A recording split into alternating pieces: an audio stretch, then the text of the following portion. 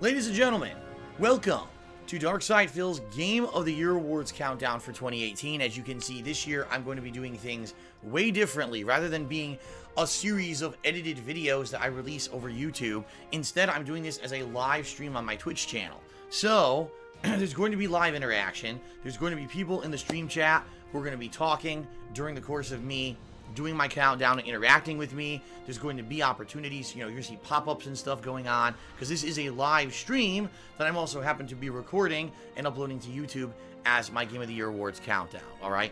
I'll be honest with everyone, 2018 was a year when a lot of games disappointed me. There's a lot of games that I felt had a lot of potential and ended up fizzling out and or being games that were so bad that I didn't even play them. Games like Fallout 76 and Battlefield 5 that normally those would have been shoo-ins for games that I would play, ended up being so disappointing and bad that I just skipped them. So, to do my actual Game of the Year Awards list this year was actually tough. It was actually very hard for me to look through all the games I had played in 2018 and say, here's 10 games that are must play, And that sucks, because normally I have a tough time narrowing it down to 10. This year I had a hard time filling a list of 10. So, hopefully, 2019 will be a better year for games. But the truth of the matter is, there were some great diamonds in the rough. Overall, 2018 was still a pretty good year for games in general. And what I would like to do right now is go through my personal listing of the top 10 best games of 2018. My own Game of the Year Awards countdown. Sound good? Alright, so let's start off as appropriate with number 10. The number 10 best game of the year for me was, well, for some of you, this may be incredibly surprising. Some of you may not have expected this to be on the list. However, I gotta give credit where credit is due. Alright, and in particular, I don't usually play driving games. I just don't. And over the course of the years that I've played games on YouTube and then on Twitch, whenever I make time to play a driving game or a racing game, I usually end up kind of liking it, but not necessarily finishing it. A lot of the times I'll just play it for a while or whatever. Case in point, I played Burnout Paradise Remastered in 2018, and I was like, it's good, but, it's not my cup of tea. I'm not going to play the whole thing. Forza Horizon 4 is a breath of fresh air. Forza Horizon is a great series that allows you to do a lot of open world roaming across beautiful and gorgeous landscapes. Forza Horizon 4 in particular took place in the UK and was really cool. It had a lot of variety in the kind of missions that took place in the game. Obviously, you had your usual types of, there's an off-roading mission, or there's a street race, or stuff like that, your speed challenges and stuff like that. But at the same time, there were these cool missions where you get to drive like crazy sports cars across cross-country. You still got to do the crazy, insane stunts and jumps and zany things that you did in Forza Horizon 3. In particular, Forza Horizon 4 is a game that you really don't need a lot of knowledge of cars or driving to get into. But if you actually like cars and are someone who's into that kind of stuff, you're going to absolutely love this game. For me, as a more casual racing or driving fan, it was perfect. I didn't have to be a master of anything. I could jump in at my own pace. I could do the races I wanted. It didn't have a lot of the annoying required challenges. Like I remember in Forza Horizon 3, the required drifting challenge. Well, didn't have any of those this time around. Instead, those things were optional. But it still had a lot of the cool things like finding the barn cars hidden out in a barn in the middle of nowhere, and then fixing that car up to have a true classic added to your collection of vehicles. In particular, it was actually one of the most relaxing games I played in all of 2018. Like, every time that I played this game, I just felt ultimately relaxed and having a lot of fun. Even though there was some really silly stuff. Like, let's face it, unlocking ridiculous clothing for your avatar and having your avatar do silly dances and stuff during races or after races is kind of ridiculous. At the same time, though, I just had so much fun playing this game. It's a game that doesn't require a lot of skill, but still is a lot of fun. It's very relaxing. Like I said, gorgeous graphics. And the fact that now you can do 4 different seasons. That was one of the main features of the game this year, was 4 different seasons that change the way that the roads look, the way that the environments look. And you could play this game, once a week and every time you play it, a season has changed, and the whole game looks entirely different, which is really neat. And of course, having real landmarks in the UK, I've never been there, but having a lot of my viewers who live in the UK saying, wow, I found this landmark, that's really cool, that's really in the game and stuff like that. Just added to the overall experience. So, for me, Forza Horizon 4, really great game. Definitely better than many racing games that I played over the past couple of years. And I very much enjoyed it. It was one of my best, in my opinion, one of my best ongoing streams and playthroughs of the year. And just a really enjoyable experience overall. So, Forza Horizon 4, 2 thumbs up from me. A great game that I really enjoy. Alright. So, I actually saw a lot of people talking positively about Forza in the stream chat as I was saying that. Of course, some people are, not into racing at all. They disagree. And then Paradox said, but there were no potholes in the game, so there's nowhere where it was close to being realistic. Notice I didn't say it was realistic. I said the graphics were realistic. I didn't necessarily say that driving experience was realistic, because I wouldn't even know, How would I know if the driving was realistic or not? I certainly wouldn't know that, right? All right. So moving on, ladies and gentlemen. My number 9 best game of 2018 is... That's right. A throwback classic by the name of Mega Man 11. I love classic games. I grew up playing games on the NES and the Super NES. And when Mega Man 11 was released, that it was actually going to be a game that was not going to be in pixelated style, but was going to have modernized graphics, I actually got very excited. I was like, well, this could be pretty interesting. Admittedly, when I first started playing Mega Man 11, I thought it was much harder than previous Mega Man games that I had played. What I didn't understand was that they had added an upgrades system that basically it was kind of mandatory, that what you needed to do is play through the game and earn some of the in-game credits and currency. And once you did, you were then able to upgrade things that allowed the game to become much easier. And I definitely liked the fact that it basically went along with the classic Mega Man style. They didn't veer, they didn't try to do anything too crazy. They said, if it ain't broke, don't fix it. And they knew the classic Mega Man style, the 8 Robot Masters and the Wily stages and the like were all good. The music was alright, I'll be honest. It wasn't super iconic like a lot of other Mega Man games that I've played. At the same time, it was still really good. And, a few of the tunes I found myself kind of humming to. Although, honestly, I do think that the classic Mega Man tunes are still some of the best ever in video games. It wasn't so bad.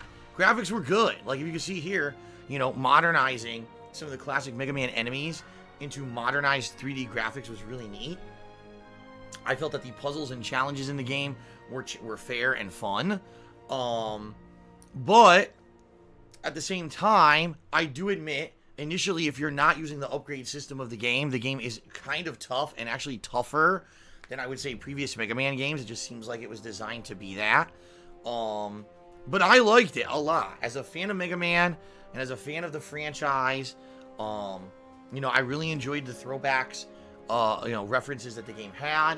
I liked the modernization of a lot of the bosses and everything. Like, for example, having that classic boss in the Wily Castle. That's the little blobs, and he goes across the stream and fills up to become himself, then he disassembles and comes across the stream again. That's a classic Mega Man boss, and to see him in a modern game is really awesome. And I really liked the game. I did.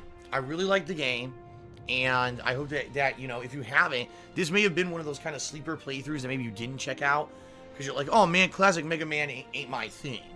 I think you'll enjoy watching me play, especially because there are parts that I rage before I understood the upgrade system. I kind of raged a lot at it. Then once the upgrade system went into effect, the game became so much easier, and I really enjoyed it. And it had such a cool retro vibe to it. I think you're going to enjoy the playthrough, so I hope you'll give it a look if this is one of the ones that you bypassed in 2018.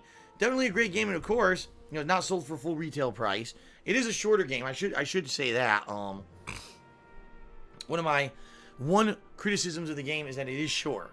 Now, most Mega Man games are short, all right? And so, again, it's just going in with the vibe of the classic games. But at the same time, short but sweet, right? At least it was good. For as long as it stuck around, it was actually quite a good game. And I really enjoyed playing it. So, Mega Man 11, a great game. Great, unique mini-bosses. Great challenges, great fun, great graphics. everything good, retro, goods to goodness, and I hope that you'll give it a look. All right. Apologies, because I'm doing this live, which means no cuts, no takes, just me choking. All right, Goldry Bloodsco actually cheered as I was starting up talking about Mega Man, and he said that the Forza streams were awesome. I agree. The Forza streams, seriously, were like so relaxing and fun. Just driving those fun cars across country in the UK and just and having fun with you guys, you know, talking and everything. That's one of the biggest changes to me as a content creator now, is I can do games just as chill streams. I don't have to worry about, oh, this has to be an insanely riveting game where it's so entertaining because I'm either raging or whatever. It's not like that anymore. And I enjoy being able to come to stream and feel relaxed rather than, so intense gameplay or raging or having to do constant impromptu comedy and stuff like that. It's so different being a live streamer, and I really enjoy it. So, okay. Moving on. My number 8 best game of the year was Assassin's Creed Odyssey. Now, admittedly, guys, I do have some criticisms for this game. I have a lot of criticisms for this game, okay? But the game also improved upon a lot of things from Assassin's Creed Origins and actually was incredibly long compared to other games offered for the same kind of price tag, okay? So, let's first talk about my criticisms of this game, because I want to be fair. Number 1, the grinding in the game is ridiculous. You can play Assassin's Creed Odyssey for about 20 to 30 hours and completely just do story missions and enjoy yourself, but then the game all of a sudden has a giant level cap jump that forces you to do repetitive side content, i.e. side missions, and or fortress takeovers for many, many hours until you can level up enough to continue on with the story. I admit that's really annoying, and I actually wish that this game had a feature where you could just do the story, or if you wish to do the side content, you could. But sadly, they kind of wedge it in and force you to do it in order to progress with the story, and that did annoy me, okay? But overall, all right, I do feel that the game was good enough to kind of bypass that shortcoming, and I did really enjoy Assassin's Creed Odyssey for many reasons. Number 1, the graphics. They're really, really good, and they are better than Origins. The fact that you're in Greece, and there's so much more than just desert, which is pretty much all that Origins had, desert and islands. In this game, you've got so many different kind of locations to go through. The fact that this game has naval battles and ships and stuff like that adds to the game. The combat engine is almost identical to Assassin's Creed Origins, but I would say that it's slightly improved. In particular, I do feel that the bow and arrow in this game is implemented much more than it was in Origins. Like, it's pretty much the primary way that I dispatched a lot of enemies in this game. Also, Assassin's Creed Origins has 3 plot lines, okay? And not to majorly spoil, but there's the plot line of your protagonist, there's the plot line where you're trying to kill a bunch of cultists, and there's a plot line where there's basically something crazy going on with mythical creatures and basically the ancient people who have been entwined with these Templars and assassins over the years. So it's 3 completely different plot lines for you to kind of investigate and go into. That's pretty neat. There's also an insane amount of content in this game. The map is absolutely huge. There's so many missions to do. My playthrough was 60 hours long, and I didn't 100% the game, but I came pretty close. Like, I did almost everything there was to do in the game, and I really enjoyed myself. In particular, fighting some of the mythical creatures that they've hit in the game is quite entertaining and fun and different from what you would expect from an Assassin's Creed game. The reason this isn't higher up on my list is because, number 1, the required grinding is just too much. I felt that the reason they did it was because they were trying to get people to trick people into buying their experience booster. And that is one of the negatives of the game as well, the microtransactions. They are present, and yes, you can easily buy tons of ridiculous microtransactions to get outfits, to get weapons, to get experience boosts and the like in the game, and to basically go further in the game more quickly. I don't have a problem with that because it's not a competitive game, but at the same time, I feel that if the formula had better pacing and was more organic, and instead of having this required grinding that, oh, hint, hint, if you spend a couple extra bucks, you'll earn more experience, I think that would help the game out a little bit more, and I think it holds it back to have that required grind. I really do. The combat is good, but I still think they can do something else to improve it. For example, it's very hard to consistently lock onto the target that you want if you're fighting a group of enemies. And in particular, if you're in a mission where, oh, kill the leader, but he's in a crowd of 7 guys and you're just trying to focus on him and hit him, it's almost impossible. Also, the dodging isn't super effective and the camera can get wonky at times. I still have issues with that stuff. Also, one other criticism, the friggin' new system that they added to this, which is basically the mercenary system, was blatantly lifted out of the Middle-earth series. You know, Shadow of War, and stuff like that. It's the Nemesis system to a T. And a lot of the times mercenaries will infinitely spawn, which makes it really tough to complete base takeovers and the like. If you're in the middle of taking over a base, you're almost done.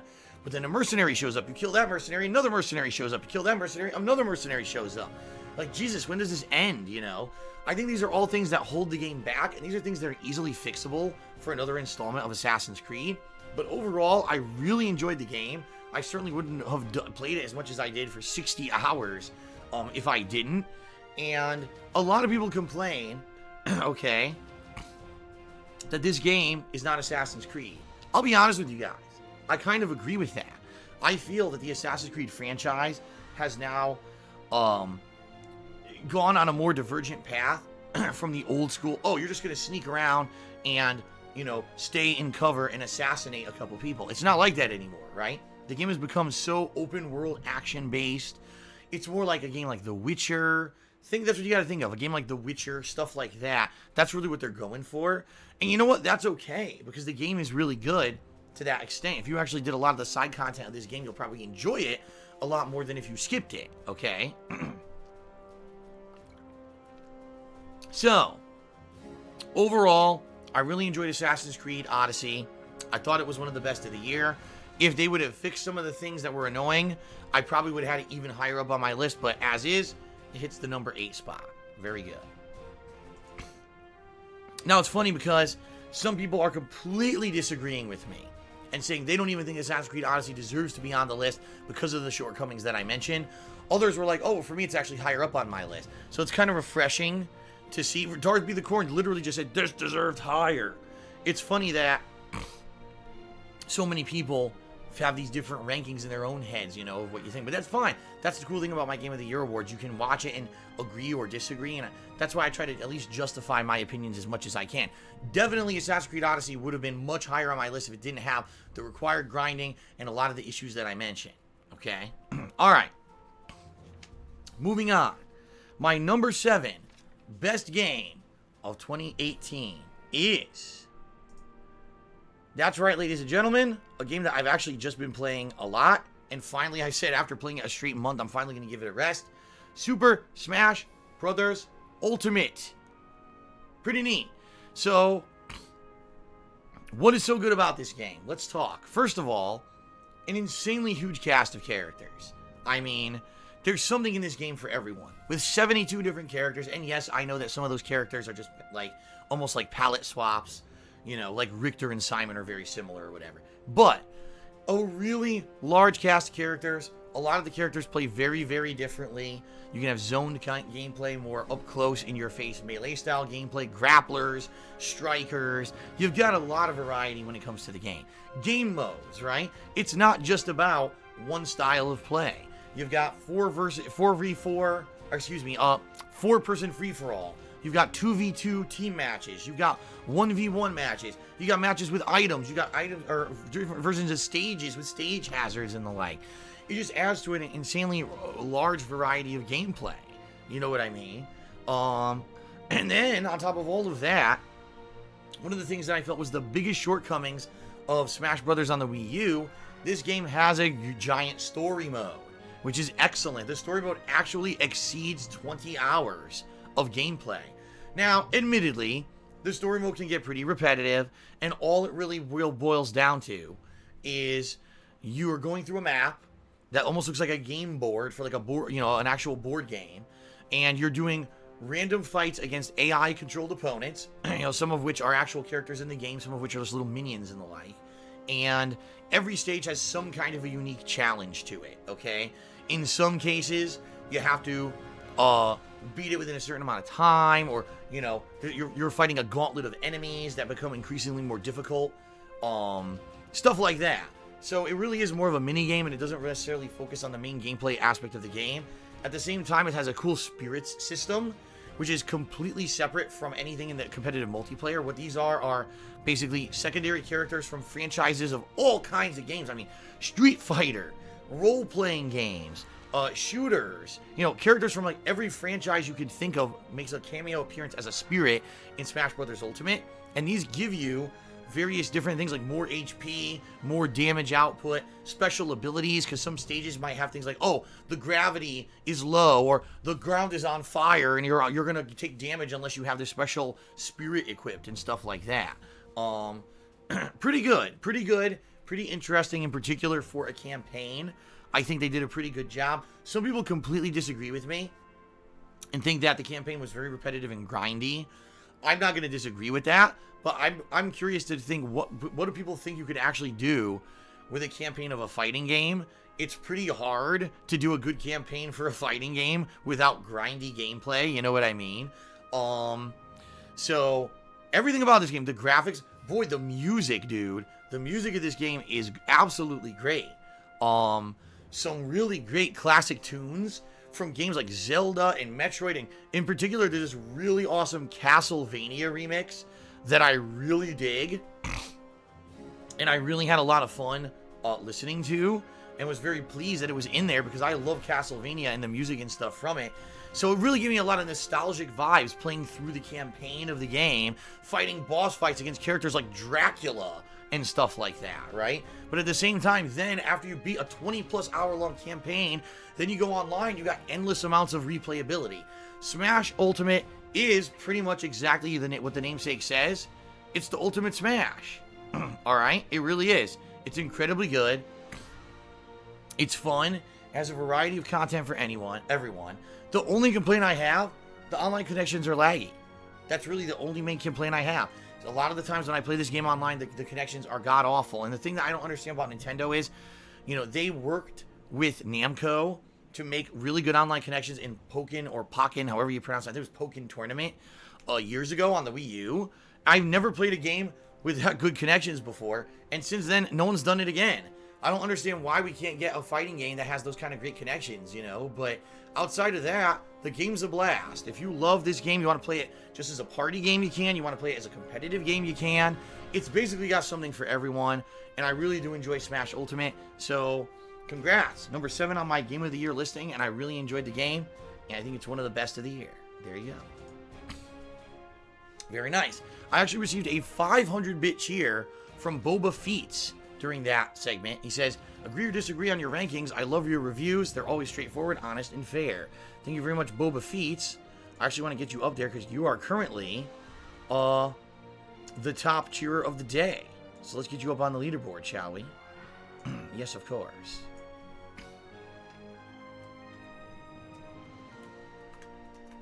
Oops. 500 bits. Right? Here we go. Boba Feets. Oops. He's Boba Feets 101, not 11. I guess the 0 didn't register. Hold on. There we go. Alright, thank you very much, Boba, for that cheer. Okay. Moving on, ladies and gentlemen. My number 6 favorite game and best game of 2018 is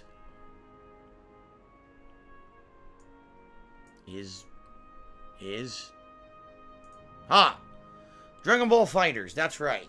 So, when Dragon Ball FighterZ was announced, people went nuts. Are you kidding me? An actual serious 2D fighting game from the makers of games like Guilty Gear and BlazBlue that's actually going to have, you know, Dragon Ball characters in it, and they're going to have accurate representations of their movesets from, you know, the actual anime.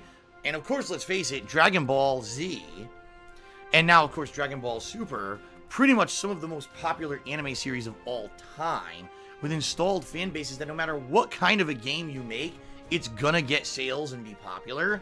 So the fact that this is a mainstream kind of fighting game, you know what I mean? It actually plays like a competitive fighting game, because we've had Dragon Ball Xenoverse and the like for years, but this is very different. It's not an arena fighter, it's an actual, 2D game. Think like Marvel vs. Capcom, that kind of a deal, kind of a rushdown style game. And it really feels like that to a team-based, team-up style game. Really good, really well executed. I mean, look, the graphics are outstanding, right?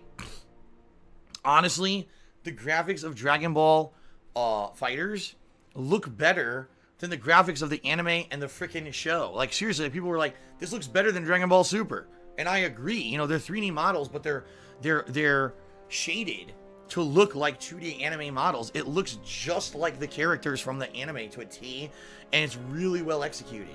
Like I said, the abilities of the characters, very much in line with the abilities these characters had in the anime as well.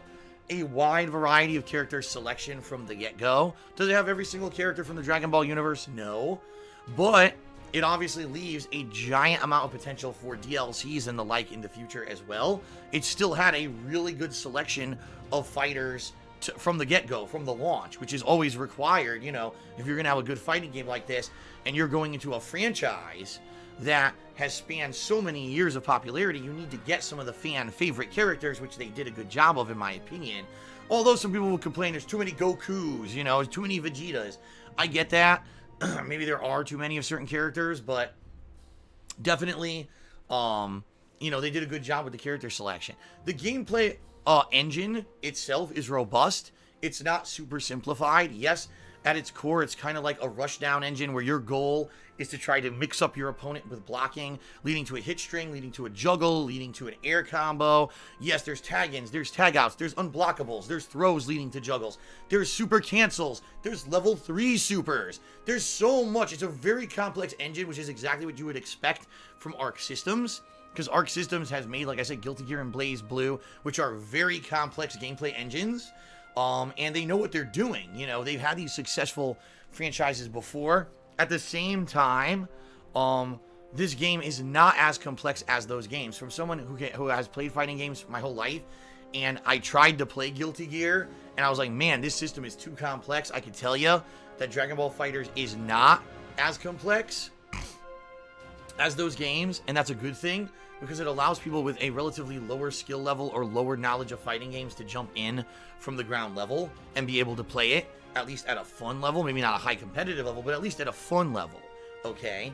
The game also has a lot of content. It has a robust story mode that has its own, actual narrative to it, which is good. Whenever you have a fighting game that has its own narrative and story mode is great.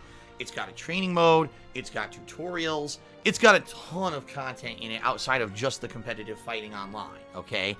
In fact, my one major criticism of Dragon Ball FighterZ is sadly, when at launch at least, I did not feel that the online play on the PlayStation 4 was up to snuff with what I expected from a competitive fighter. A lot of the time, sadly, and it wasn't even that the games lagged, but a lot of the times I would just lose connection. I'd be in the middle of a competitive match, and the game would just say, oh, connection dropped.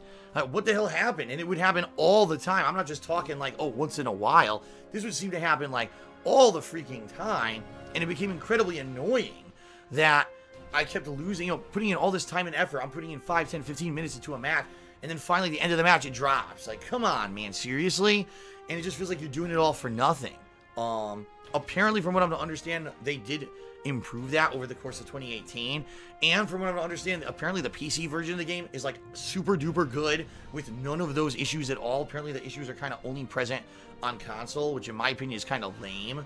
I wish that they had made it equivalent versions. I always hate when there's two versions of a game and one's better than the other for some reason. Like, why is the PC version better than the console version? You should be getting equivalent experience if you're spending the same amount of money, in my opinion. But I guess it is what it is. I really did enjoy it. I didn't play it for too long. I played it for like a month or 2 months until I finally got so fed up with the online connections. But this was by far the hottest game in the fighting game community of 2018. It was the game most people were talking about at EVO, the Nationals of fighting games in the United States. Even though they didn't have this as the main event, they should have, because it actually ended up having like just as many, if not slightly more entrants than Street Fighter V. More people tuned into the stream for this than Street Fighter V. People are talking about Sonic Fox right now, the winner of this game at EVO. No one's talking about the dude who won Street Fighter V. I'm just saying, this is the fighting game right now in the world.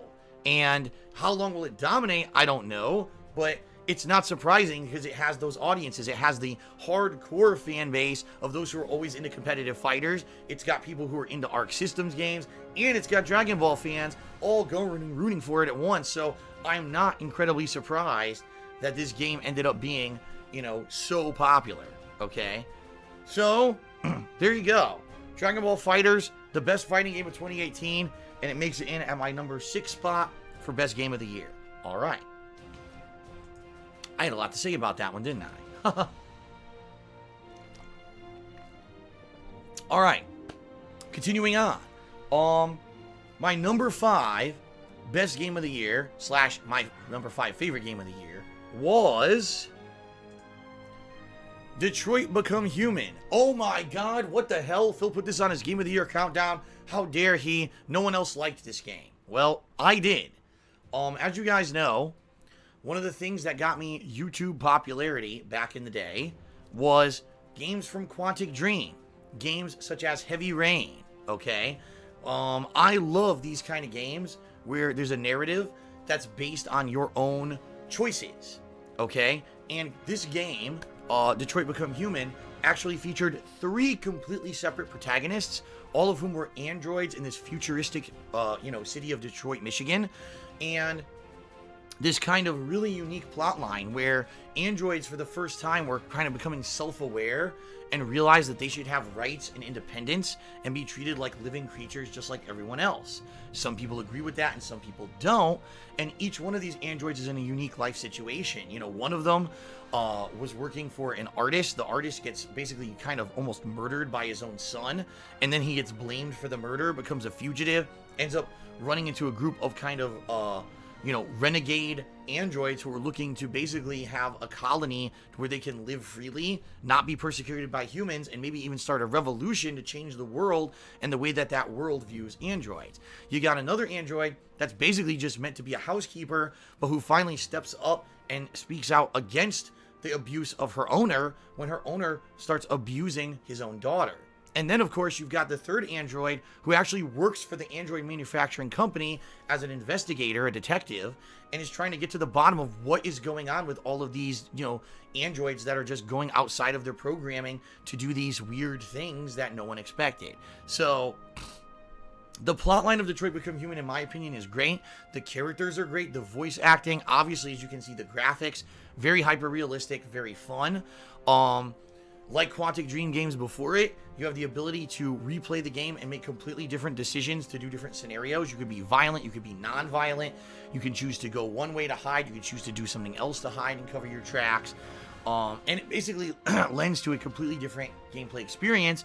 And definitely this game is worth, at the very least, 2 full playthroughs to see the different scenarios that you could come up with. So definitely, I enjoyed Detroit Become Human. Some people complain the game wasn't long enough. Again, I have to counter that by saying, well, this is really the kind of game you're meant to play at least 2 to 3 times. Some people complain the game is a little bit too cliche, and some of the endings at the end are kind of ham-handed. I agree with that. In particular, the one where androids just break out and start singing when they're about to get shot is kind of silly to me. At the same time, though, the fact that that's only one of many choices is kind of a cool thing. It's like they really went out of their way to give you so many different scenarios in this game. And so many people don't give this kind of game credit. Oh, it's just narrative based. There's no real challenge to Detroit Become Human. You can barely even call it a game. It's just an interactive movie, right?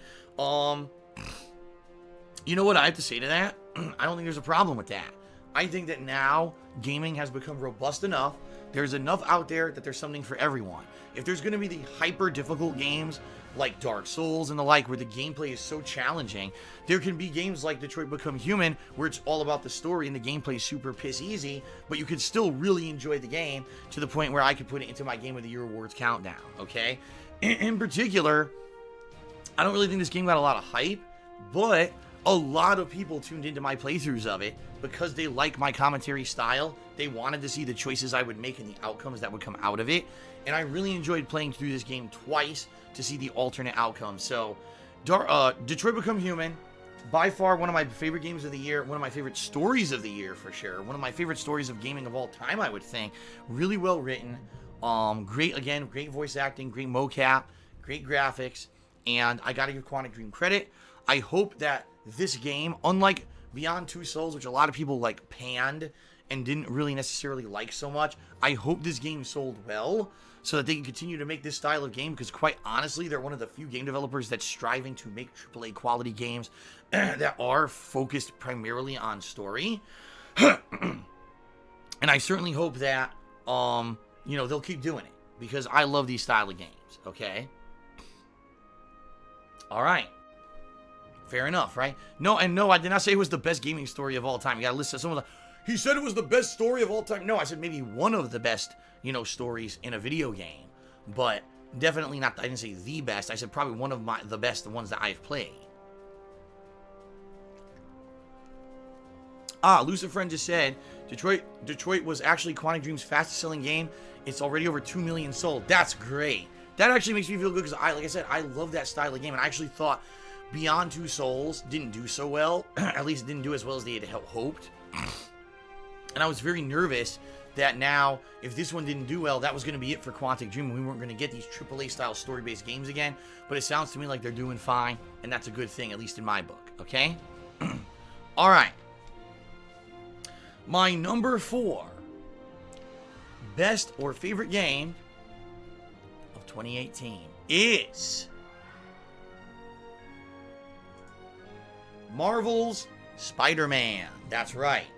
So, ladies and gentlemen, for those of you who know my history, I've been a content creator on the internet for over 10 years.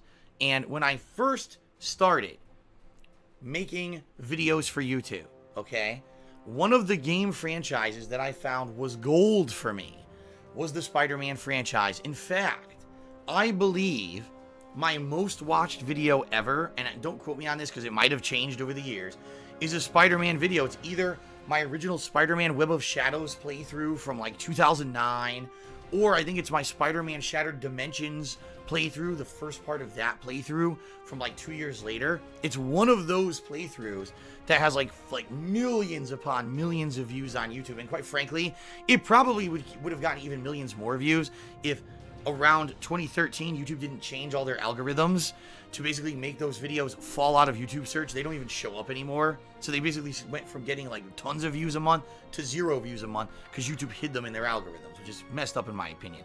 But that's all besides the point. I'm a huge fan of Spider-Man. I grew up reading the comic books and watching the animated series in the 90s.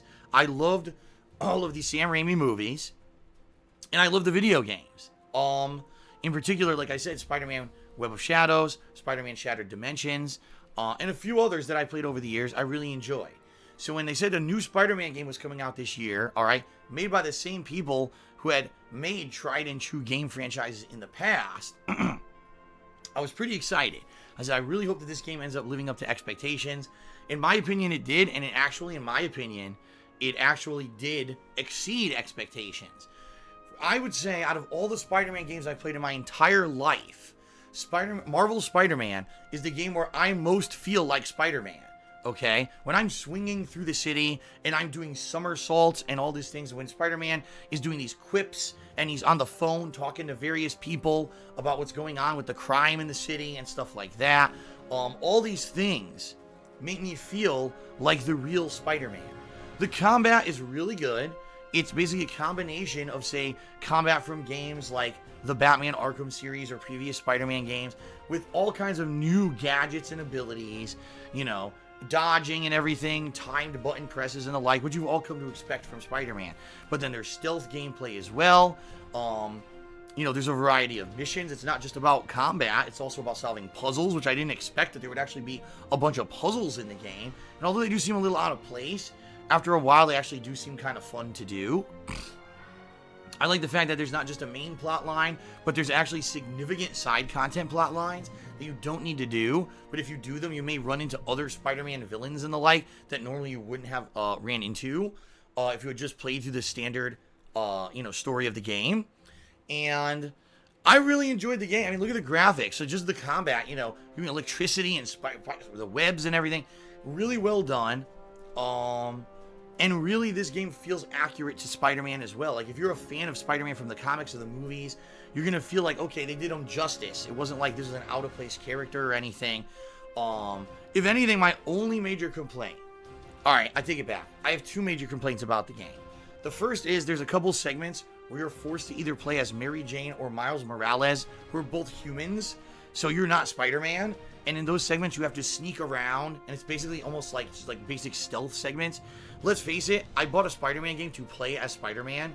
I didn't want to play as anyone else, and I certainly didn't want to do stealth segments as a human. I think that those things are completely out of place, and they're not very well executed to the point where I really did not enjoy them very much.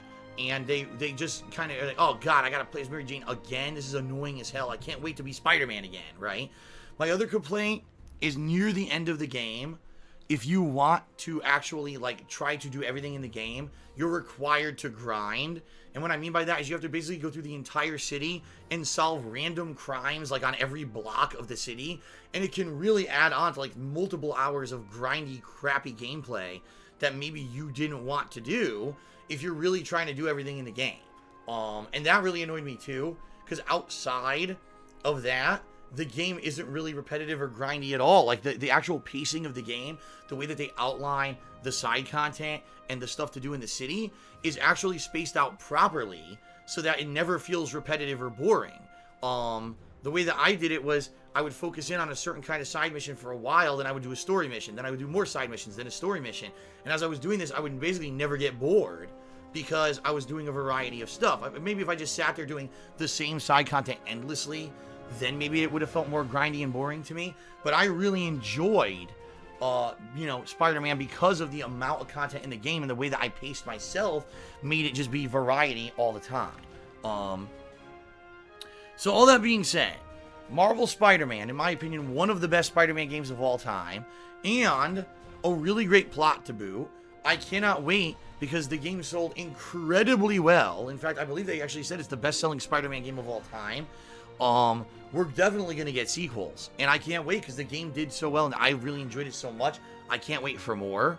So good stuff. Marvel Spider-Man, definitely one of the best, games of the year. Definitely one of the best overall superhero games in recent years, because we haven't actually had good superhero games in a while. So it was always good to have a good superhero game thrown in here or there. And I definitely enjoyed myself. So there you go. Marvel Spider-Man, good stuff. All right. I see a lot of people did agree with me. Although Swaggins just did 100-bit cheer. He says, you've never played the 2 best Spider-Man games out, Ultimate and 2. You need to find a way to play those. I've heard that. I've heard that there are these old games, Ultimate Spider-Man and Spider-Man 2, that apparently are the best Spider-Man games ever made. And I haven't lived Spider-Man unless I play those games. Maybe eventually I'll find a way to play them. But outside of that, I really like Marvel Spider-Man. I think it's a really great game. Okay? Alright, everyone, moving on. Now we're getting to the nitty-gritty. Now, ladies and gentlemen, we're getting to the top 3. And I know a lot of you have been speculating what are going to be my top 3 games of 2018. I've seen the whole time on the stream chat, people, it's going to be this, it's going to be this, this is going to be this, what's going to be that. People don't know. The funny thing is about 2018, I barely reviewed any games, so almost no one knows what games I liked more than others. So, alright, my number 3, here we go, get ready, people are going to be shocked. My number 3 favorite game of 2018 is Dragon Ball FighterZ again for a second time. No, I'm kidding. My number 3 favorite game of 2018 is Red Dead Redemption 2. That is right, from Rockstar Games. The super highly anticipated prequel to the 2010 outing. Red Dead Redemption 2 did a lot of things right, okay? First of all, probably one of, if not the best looking console game I've ever played. I mean, just look at these graphics as I'm just riding through the random Old West. There's no pop-in. The graphics look photorealistic. You know what I mean? The sound, having random, people talking around you and hearing all the atmospheric noise of the wild animals and everything. The hooves of the horse hitting the ground. It's a technical marvel. It really is. Look at this. The dirt coming up, the lighting. It's a technical marvel by all standards. It really is. Okay. The story. Arguably one of, if not the best story ever written in a video game. Although I know there will be people who will disagree with me, especially, for example, if you don't like Westerns. And I know for a fact a few people who just detest Westerns, who are like, I don't get what all the hoopla about Red Dead Redemption 2 is. I hate it. I think it's boring. I understand that. If you don't like that style of story based in the Old West and having those kind of accurate plot lines and things from the Old West, you're probably not going to like Red Dead Redemption 2 at all. But for me, I am a fan of Westerns, all right? And I absolutely enjoyed the story of Red Dead Redemption 2, this ragtag band of outlaws who are from all different walks of life, who come together to do dastardly deeds to just get ahead, whether they're going to rob a bank or they're going to try to swindle someone or steal someone's horses or livestock, whatever they're looking to do to make a buck and, to keep outside of the long arm of the law, they're going to do. And their story of how characters like John Marston, who went on to be the main protagonist of the original Red Dead Redemption game, got his footing in this gang and what happened to him, how they had a falling out, what eventually, what happened to Dutch's gang over the course of, how many, years of development. And in particular, the characters of this game feel real. Everyone in this game feels like they're an actual human who's alive. And that, oh God, that was disgusting. But everyone in this game feels like a human who's alive, who feels, it feels like robust and interesting. They all have their own backstories. Although you don't get to hear all of the backstories, a lot of them you do. You get to hang out and do all kinds of fun side content with all of them, right? Which is really neat. And, not only that, but just the fact that the way that the story develops is very organic. And although some people think that there is a part of the story, I won't spoil for those who maybe haven't played the whole game yet, there is a part of the story that takes place outside of the Old West that's a little different from the rest of the story, and they feel that maybe that's kind of out of place and wedged in as a transitionary chapter. Outside of that, I really did enjoy the game. I thought, really, this is one of the best stories I've ever experienced in a video game. And quite frankly, the character of Arthur Morgan, the main protagonist of this game, is probably one of the coolest characters I've ever had the privilege of playing in a video game, period. I really enjoyed playing as his character and seeing his character development over the course of the game, how he went at the beginning of the game. He starts off as like this really hardened outlaw. He doesn't care what the gang has to do. He doesn't care about killing or doing bad things. By the end of the game, his character has learned and changed and grown and matured so much that he's become a completely different person. And maybe that's why he starts to veer away from Dutch and the gang as much as he does, okay? The game also has a lot of side content. I mean, just playing the main story of the game itself will probably take you about 30 to 40 hours, maybe 30 if you rush it, 40 if you're just going through at your own pace.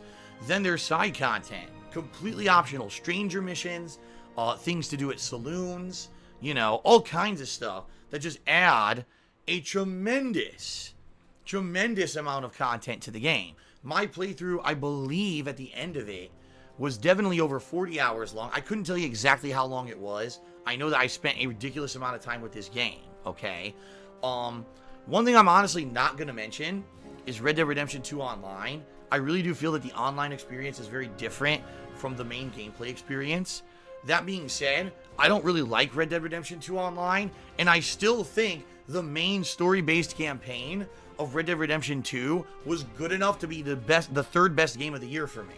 Okay, and that's saying a lot, even with an online component that I necessarily didn't even like. All right, I still think this game is the third best game of the year. Now, some people think it's the best game of the year, and they're going to argue with me and say, Phil, why didn't you put this as number one on your list? I'm going to tell you right now exactly why. All right, the reason Red Dead Redemption 2 is not number one on my list, and this is being very honest with you, is because I feel that what Rockstar did is they made the gameplay to basically take a back seat to the story. And what I mean by that is when I was playing this game, very rarely was I challenged. And I could say that's the complete opposite. When I was playing Red Dead Redemption 1, sure, there were easy missions, but there were definitely missions where, like, I was challenged, big time. When it came to,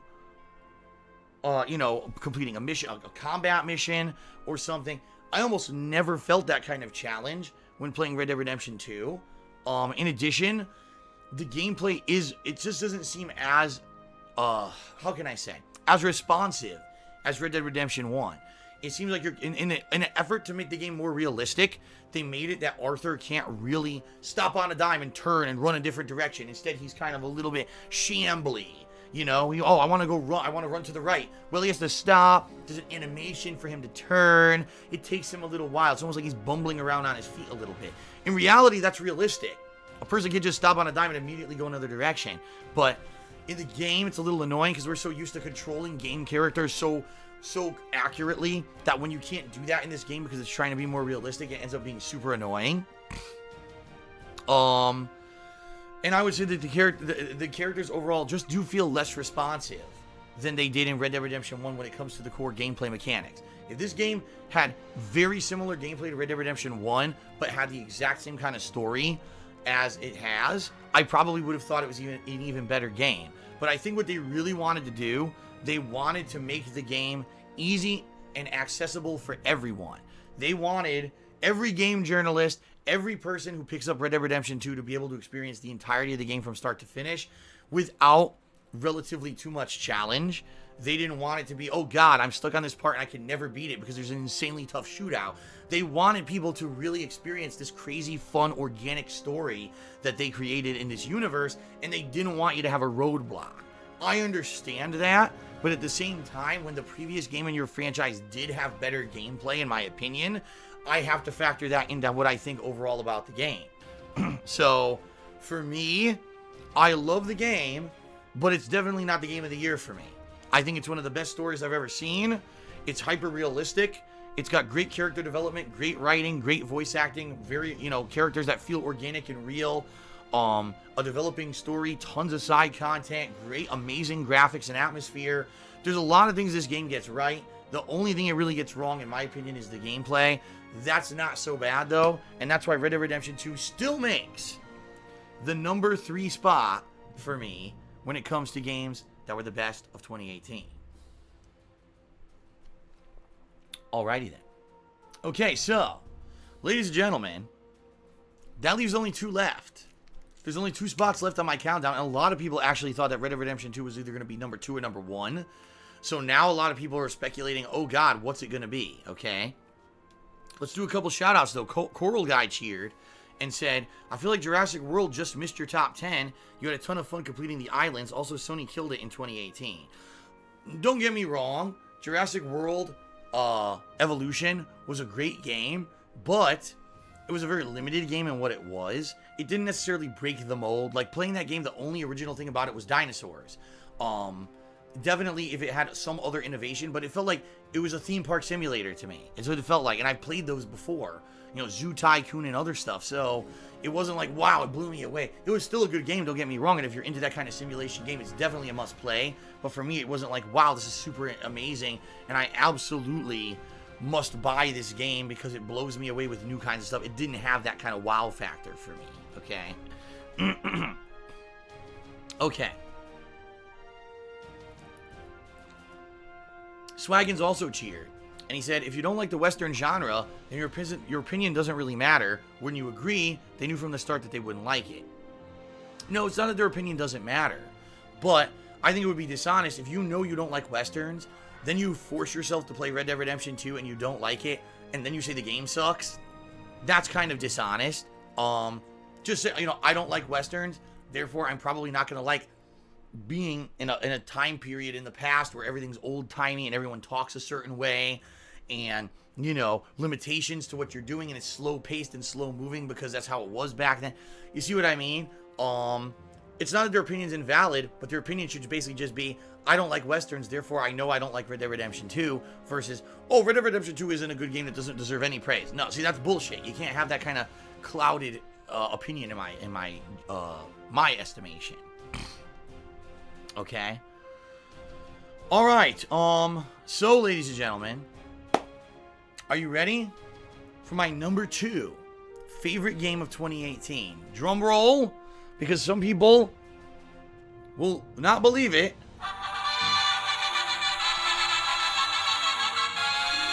My number 2 favorite game and best game of 2018 is Dragon Quest XI. Holy shit. I'm going to get a lot of flack for this one because it's definitely a game that a lot of people didn't play. It's a game that a lot of people say, oh, that game's boring. That game's not fun. That game's just a grind. It's repetitive. It's too old. It's not modernized enough. Look, the combat is turn-based combat. I can't handle that, right? That's how a lot of people are. And I hate to say it, but, there's some people who are just so close-minded, they won't give anything a shot.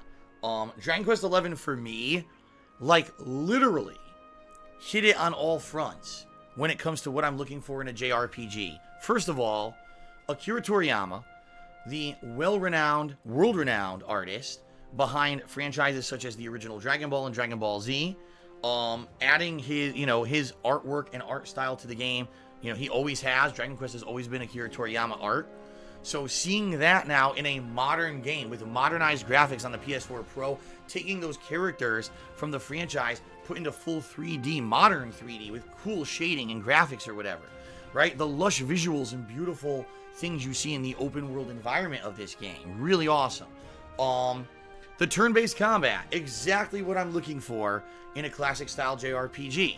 I like that you get to use strategy to have certain characters have to buff each other, certain characters have to support each other, certain characters are meant to be either the damage dealers or the healers, while other characters are meant to be more supportive style characters. I love that about the game. The wide variety of characters in the game. It's not just a game where you get 4 characters for the whole game and that's it.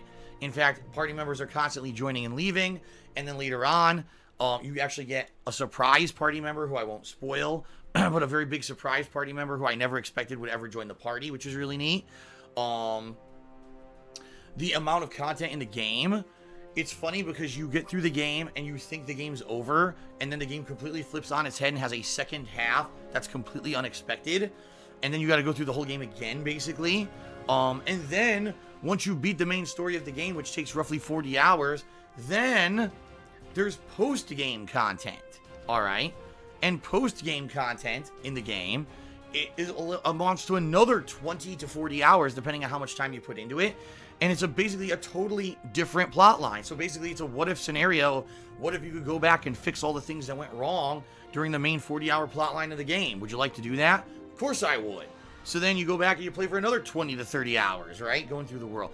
There's an incredible amount of side content in this game. Side missions, optional bosses, challenges, side game, mini games, and the like. There's tons of collectibles to find. Basically, again, everything that you're looking for in a JRPG is present in Dragon Quest XI, except for action-based combat. That's like the one major shortcoming that Dragon Quest XI doesn't have, is action-based combat. And you might say, well, modern RPGs should all be action-based. I completely disagree. I'm a person who grew up in the 1990s playing turn-based games. I like turn-based JRPG combat. And so for me to play Dragon, after playing Ni no Kuni 2 earlier this year, that was a game that originally was turn-based combat, and then they decided to change it into action-based combat. I think that was a huge mistake, because the combat for me ended up being boring and grindy. Just run in, mash buttons, you're done, and leave. And it just wasn't very fun to me. While doing the turn-based combat for me, having to think about everything you're doing. Actually having to balance, your characters against each other. Who's the better magic user in this situation? Or should I use this character to heal instead? Who's the better damage dealer? The upgrade system, it all comes into play. And I feel that this game actually did have better combat than Ni no Kuni 2, which is why this game made my list, and Ni no Kuni 2 isn't even on my top 10 best games of the year. So, all in all, outstanding artwork, great voice acting, an amazing, robust story, great turn-based combat, an insane amount of content. 40 hours for the main story, 20 to 30 hours for a completely optional but very welcomed secondary story. Everything about this game hits it on all cylinders for me for a JRPG. If anything, the one criticism that a lot of people had was the music. The music is not like full orchestral soundtrack. In fact, what it is throwback music to the classic music from previous Dragon Quest games, kind of remixed, but it's kind of very old and outdated. I get that, okay? And I understand why for some people maybe the music is the one thing. It's like the make or break thing. You know what I mean? And you're like, oh, that really pissed me off. I didn't like the music of this game or whatever. I can understand why some people would criticize that. But outside of that, everything else in this game was outstanding for me. And it's actually my number 2 favorite game of the year. And honestly, if you look at all the games I played in 2018, Dragon Quest XI is the game I played the most in 2018 that was not a multiplayer game. As for, a single player style game, I played it longer than any other game this year. That's a testament to how much I actually liked the game, and that's an awesome thing. All right. So a few shout outs to do before we hit my number 1 game of the year. Freddie Ballsy did 100-bit cheer. He said Dragon Quest was a special delivery. Ha ha ha ha ha. TikTok, what's on the clock? That's a reference to my recent Grand Theft Auto 3 HD playthrough, by the way. Swaggins cheered. He says, all right, so Phil, I agree with Assassin's Creed Odyssey having ridiculous grinding, but so did Dragon Quest XI. Why was that a negative in Odyssey, but not in this game? Because in Odyssey, in order to just do the main story of the game, you had to grind. You didn't. In Dragon Quest XI, you can beat the main story of the game by just playing through naturally. Now, in the post-game, optional content, hint, hint, not the main story of the game, there was, then if you need to grind, okay. But you didn't have to ever grind in the main story of the game. That's the difference. You want me to just beat the main story, make it streamlined and fun. You want me to challenge myself with a very incredibly difficult challenge at the end of the game, post-game optional content, and then I have to grind to beat it, then that's okay, in my opinion. And that's the difference between the two. Okay. Alright. And TM52 Twitch cheered. He said, howdy, Phil. Some kind of a Patrick McGoohan prisoner joke. So Dragon Quest XI is the new number 2. Who's number 1? Ah! That's what you're all about to find out, ladies and gentlemen. Are you ready? Are you ready? The number 1 game. Wait a minute. Which one of these is the drum roll? This is it right here. The number 1 game of 2018 is...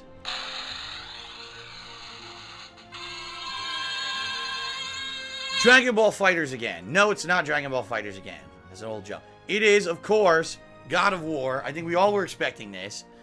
For me, God of War does everything right. Alright? First of all, it takes a franchise that previously was great and makes it even better. Instead of just being puerile, over hyper-violent combat with a sexual joke thrown into it once a game, instead, the game became something greater.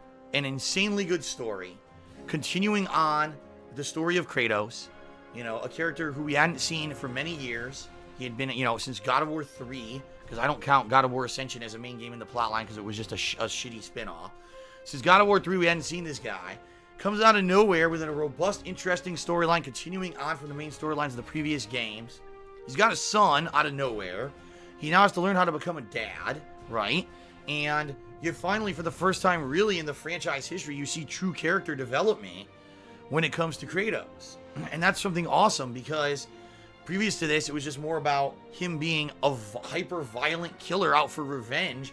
And now finally you get to see this guy who we've enjoyed in so many games before finally kind of get good writing and kind of get his due. You know what I mean? Then you got his son, who also is a really cool character who grows and matures during the course of the game. And a supportive cast of characters. Now, instead of being in Rome with, the Roman gods and stuff like that, instead now you're with the Norse mythology, which adds a whole new spin on the game and the franchise. The combat of the game completely changed. Instead of being a button masher, the game now has become a much more interesting and robust combat engine, with first starting off with just an axe, but then about halfway through the game, you're getting his classic, chains of chaos, so that he can play more like classic Kratos, if that's more your forte. Why are people saying Greece? Did I say Greece? I said Norse. People are making fun of me and said I said Greece. I didn't say Greece. I said Norse. Oh, Assassin's is Greek too, not Roman? What?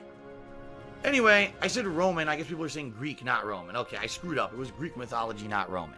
This is the thing that happens when I do live streams. People make fun of me because I say something wrong.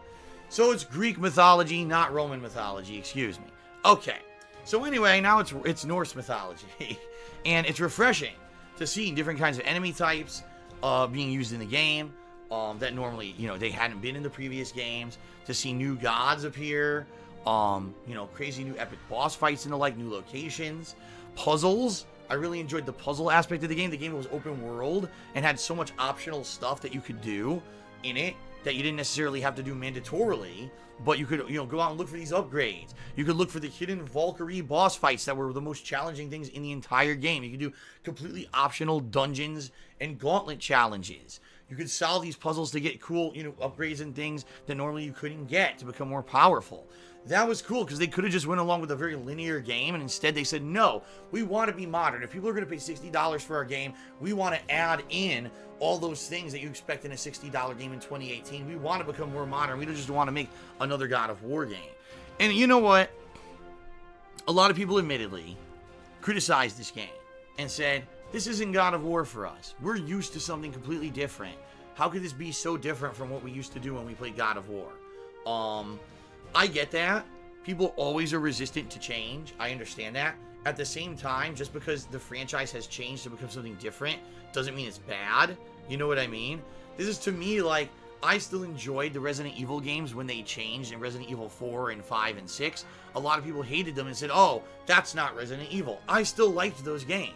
And I think what God of War did here is they brought a game that, quite frankly, if they just made God of War 4 play like God of War 3, I think it would have been very outdated and people would have criticized it. Instead, they turned it into something more epic, a much better story, amazing graphics, great gameplay, character development, all the things you want, side content, a whole new cast of characters, a whole new location, so that way it's not just the same things that you expect, more fucking Greek gods and stuff.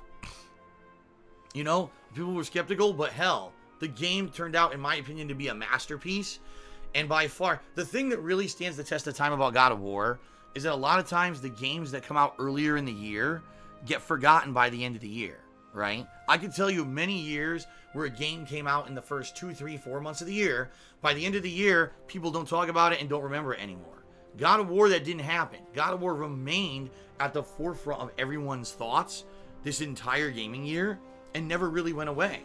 And that's an amazing thing, that it really held out with games like Red Dead Redemption 2 and Spider-Man and everything else that came out and was taking up all the mainstream hype and attention near the end of the year. God of War still stayed in the conversation for Game of the Year and never really lost its spot when it came to that discussion. I love it. And what I like now is we know the game did so well. It's definitely a new franchise that's going to continue. I cannot wait. For me, when I played God of War, I was like, wow, we got AAA back. Because for so many years, you play a supposed AAA game, it's kind of underwhelming. It's a game that's only good with co-op. Finally, a game with single player. They took it seriously. They really went out of their way to make an amazing, outstanding game. And I appreciated it. And I hope that everyone here appreciates what Sony Santa Monica did, because we were in a rut here where we're in amidst a year where games like team co-op and Battle Royale was all the rave. And all anyone wanted to fucking talk about in 2018 was Fortnite. And you get tired of it, Okay, I understand that Fortnite's a good game for a certain group of people. It's certainly not for me. And I'm tired of hearing about it. I am, I'd rather play an amazing single-player game experience that's going to blow me away, that's going to resonate with me, and then I'm going to want to play more of this franchise moving forward. Not a stupid game that's a throwaway experience where you just run around killing people and building shit. You see what I mean? Like, with Fortnite being the most popular game of 2018, I'm happy we had a game like God of War that took a chance, because let's face it, changing God of War from what it was into something like this could have flopped. It could have been a huge gamble that didn't work out. And then what are they going to do? They've already changed the franchise. You can't change it back now, right? So for me, I absolutely loved the fact that they took a chance and it ended up working out for them. God of War, by far, my game of the year for 2018. All right, everyone. A few shout-outs to give before we adjourn my Game of the Year awards for 2018. That Rich Republican did a 100-bit cheer and says, thanks for the great content. Keep it up. Chipe subscribed to the channel for the 4th month in a row. Thank you, Chipe. And Eternal Napalm cheered. He says, the characters were incredible in God of War. All of them superb. I agree. It was like, you liked, every character was interesting and fun. You wanted to know more about them. It wasn't like, oh God, these are just throwaway characters crammed in here as a foil to an end. Instead, it was, wow, these are robust, interesting characters that are adding to the lore of the Norse mythology, and I want to know more about where they fit in and who they are and stuff like that. So I agree with you there. Swaggins just cheered and says, well, Far Cry 5 didn't make it to either list. What would you have said about that game? Very simple. Sadly, Far Cry 5 still is following its formula too much. Far Cry 5 really didn't innovate. It was basically Far Cry 4 and Far Cry 3 with a little bit more modernized mechanics and the same kind of engine. Until Far Cry 5 innovates to the point where it feels like they've really advanced the franchise, it's not very interesting to me. Yes, I did a full playthrough of the game, but I wasn't blown away by it. I didn't hate it, but I didn't love it. I just thought it was kind of meh. So, of course, it's not going to make it to my most disappointing games. It's also not going to make it to my best games of the year countdowns for that very reason. Okay? All right.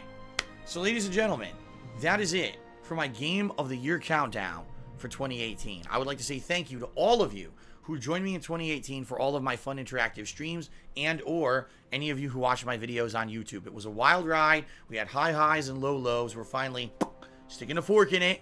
I know I did these countdowns a little late this year because of my illness at the end of 2018, but we're finally done.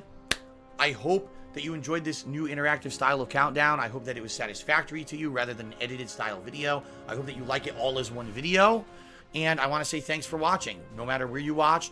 Thanks, obviously, to everyone today who contributed during the live stream. That's really awesome for all of you. All right, thank you for that.